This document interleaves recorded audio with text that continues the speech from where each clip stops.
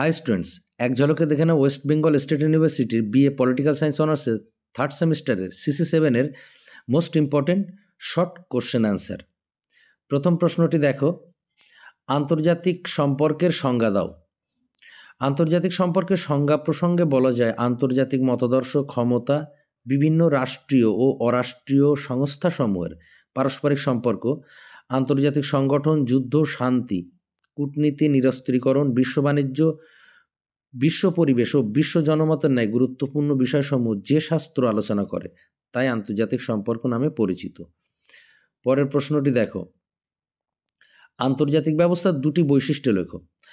আন্তর্জাতিক ব্যবস্থা নানা উপাদানে গঠিত হলেও মুখ্য উপাদান হল জাতিরাষ্ট্র। 2, আন্তর্জাতিক ব্যবস্থার এককগুলির মধ্যে পারস্পরিক সম্পর্ক দেখতে পাওয়া যায়। পরের প্রশ্নটি দেখো, ট্রুম্যান নীতি বলতে কি বোঝো?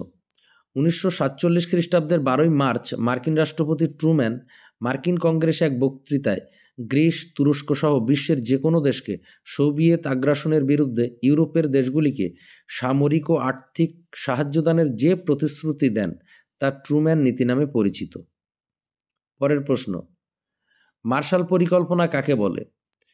1947 খ্রিস্টাব্দের 5 জুন হার্ভার্ড বিশ্ববিদ্যালয়ে এক বক্তৃতায় মার্কিন পররাষ্ট্রমন্ত্রী জর্জ মার্শাল যুদ্ধবিধ্বস্ত সমগ্র ইউরোপে আর্থিক পুনরুজ্জীবনের যে প্রতিশ্রুতি দেন তা মার্শাল পরিকল্পনা নামে খ্যাত।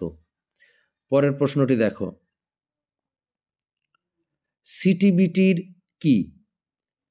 পারমাণবিক অস্ত্রের আনুভূমিক প্রসার রোধ করে সমগ্র বিশ্বকে উত্তেজনা মুক্ত করে শান্তি প্রতিষ্ঠার লক্ষ্যে 1996 সালের 12 সেপ্টেম্বর জাতিপুঞ্জের সাধারণ সভায় একটি চুক্তি স্বাক্ষরিত হয় যাকে বলা হয় সার্বিক পারমাণবিক পরীক্ষা নিষিদ্ধকরণ বা সিটিবিটি। পরের প্রশ্ন, ন্যাটোর অর্থ কী এবং কার উদ্যোগে গঠিত হয়? ন্যাটোর অর্থ হচ্ছে নর্থ আটলান্টিক ট্রিটি অর্গানাইজেশন বা উত্তর আটলান্টিক চুক্তি সংস্থা। 1949 খ্রিস্টাব্দে মার্কিন যুক্তরাষ্ট্রের নেতৃত্বে গঠিত হয় পশ্চিমা সামরিক জোট ন্যাটো। পরের প্রশ্ন, দ্বিমেরুকেন্দ্রিকতা কাকে বলে? দ্বিতীয় বিশ্বযুদ্ধের পর ঠান্ডা লড়াইয়ের সময় দুই মহাশক্তিধর রাষ্ট্র মার্কিন যুক্তরাষ্ট্র ও সোভিয়েত ইউনিয়নকে কেন্দ্র করে সমগ্র বিশ্ব শক্তি, মতাদর্শ ও অঞ্চলে দুটি শক্তিতে বিভক্ত হয়ে পড়ে। এই বিভাজনকে দ্বিমেরুকেন্দ্রিকতা বলে। পরের প্রশ্ন, আন্তর্জাতিক আণবিক শক্তি সংস্থার প্রধান কাজ কি? আন্তর্জাতিক আণবিক শক্তি সংস্থার প্রধান কাজ হল বিশ্বের পারমাণবিক শক্তির শান্তিপূর্ণ ব্যবহার এবং সামরিক উদ্দেশ্যে এর ব্যবহার রোধ করা। পরের প্রশ্ন, আন্তর্জাতিক সম্পর্কের জাতীয় স্বার্থ কাকে বলে? জাতীয় স্বার্থ বলতে জাতীয় নিরাপত্তা, জাতীয় উন্নয়ন, শান্তিপূর্ণ সহাবস্থান ইত্যাদি ন্যূনতম রাষ্ট্রীয় লক্ষ্য ও উদ্দেশ্যকে বোঝায়, যেগুলি পূরণের জন্য প্রতিটি রাষ্ট্রই সক্রিয় উদ্যোগ গ্রহণ করে। পরের প্রশ্ন, বাস্তববাদের দুটি বৈশিষ্ট্য উল্লেখ করো। বাস্তববাদ রাষ্ট্রের জাতীয় শক্তি বৃদ্ধি করতে চায় এবং শক্তিসাম্যের নীতিতে ক্ষমতাবান রাষ্ট্রশক্তিকে প্রতিহত করতে চায়। 2, বাস্তববাদ ক্ষমতার উপর বণ্টিত স্বার্থের দৃষ্টিকোণ থেকে সব কিছুকে বিচার করে। পরের প্রশ্ন, বাস্তববাদের দুটি সীমাবদ্ধতা বা সমালোচনা উল্লেখ করো। 1, বাস্তববাদের মধ্যে প্রণালীগত সঙ্গতি নেই, কতকগুলি মূল ধারণার ব্যাখ্যা বাস্তববাদ দেয়নি। 2, বাস্তববাদ দ্বিতীয় বিশ্বযুদ্ধোত্তর পর্বের বিশ্ব রাজনীতির উপর পর্যাপ্ত আলোকপাত করতে ব্যর্থ হয়েছে।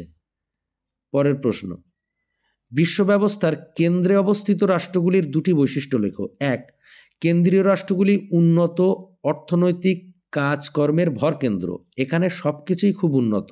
2, এই রাষ্ট্রগুলি বিজ্ঞান ও প্রযুক্তিবিদ্যা অন্যান্য দেশে পাঠিয়ে আর্থিক ও অন্যান্য দিক থেকে লাভবান হচ্ছে। পরের প্রশ্ন, বিশ্ব ব্যবস্থায় প্রান্ত এলাকা বা অঞ্চল বলতে কি বোঝো? বিশ্ব ব্যবস্থায় প্রান্ত অঞ্চল হলো সেই সমস্ত অঞ্চল যেগুলি অর্থনৈতিকভাবে অনুন্নত, দুর্বল সরকার দ্বারা চালিত, যেখানে বুর্জোয়া শ্রেণীর সংখ্যা কম, কৃষক শ্রেণীর সংখ্যা বেশি, যাদের জনসংখ্যা বেশি এবং অধিকাংশই দরিদ্র ও অশিক্ষিত, এবং যারা কেন্দ্র এলাকা ও তাদের বহুজাতিক কর্পোরেশনগুলি দ্বারা বিশেষভাবে শোষিত হয়।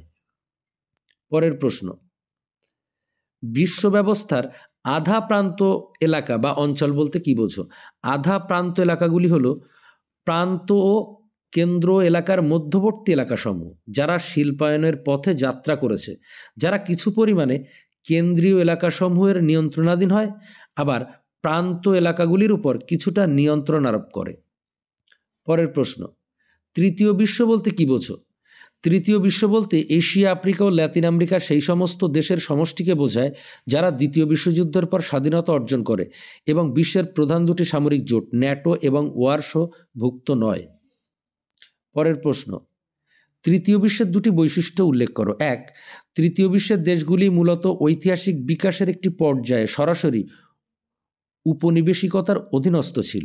2. তৃতীয় বিশ্বের দেশগুলির অর্থনীতি মূলত কৃষি নির্ভর হলেও বৈদেশিক রপ্তানির ক্ষেত্রে স্বয়ংভরতা অর্জন করেনি।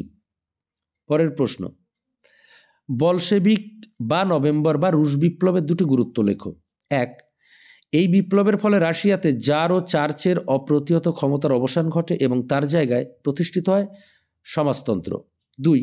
রাশিয়ার সমাজতন্ত্রী মডেল বিশ্বের বিভিন্ন দেশে শ্রমিক ও সাম্যবাদী আন্দোলনকে শক্তিশালী করে। পরের প্রশ্ন, শক্তিসাম্যের ধারণা উল্লেখ করো। শক্তিসাম্যের মূল কথা হলো ক্ষমতা ও শক্তির পরিমাণের সমতা বজায় রাখা, অর্থাৎ আন্তর্জাতিক রাজনীতির ক্ষেত্রে এমন এক পরিমণ্ডল সৃষ্টি করা যাতে কোনো অবস্থাতেই একটি দেশ অন্য দেশের তুলনায় শক্তিশালী হয়ে উঠতে না পারে। পরের প্রশ্ন, ঠান্ডা যুদ্ধ বলতে কি বোঝো?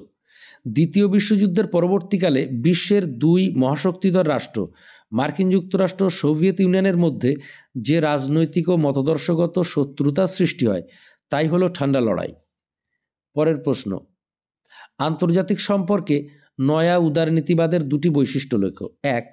নয়া উদারনীতিবাদ স্থায়ী আন্তর্জাতিক শান্তি প্রতিষ্ঠার উদ্দেশ্যে সব দেশগুলির অর্থনৈতিক উন্নয়ন সুনিশ্চিত করার উপর জোর দেয়। 2.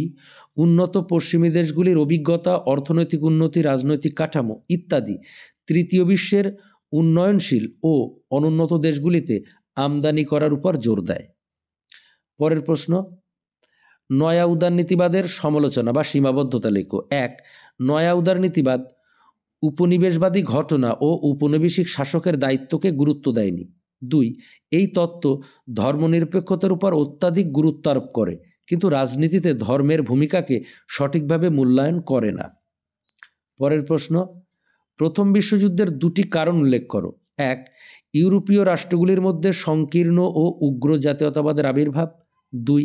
ইউরোপীয় রাষ্ট্রগুলির মধ্যে বাণিজ্যিক ও উপনিবেশিক সংঘাত। পরের প্রশ্ন, আন্তর্জাতিক সম্পর্কের নারীবাদী তত্ত্বের মূল বক্তব্য লেখো। আন্তর্জাতিক সম্পর্কের নারীবাদীদের মতে আন্তর্জাতিক রাজনীতি সহ বিশ্ব অর্থনীতির সব কিছুর মধ্যেই পুরুষতান্ত্রিক বিদ্যমান, তার জন্য আন্তর্জাতিক রাজনীতির পুনর্নির্মাণ প্রয়োজন। পাশাপাশি তারা যুদ্ধ বা সামরিক শক্তির পরিবর্তে সহযোগিতার মাধ্যমে বিশ্বশান্তি প্রতিষ্ঠার কথা বলে।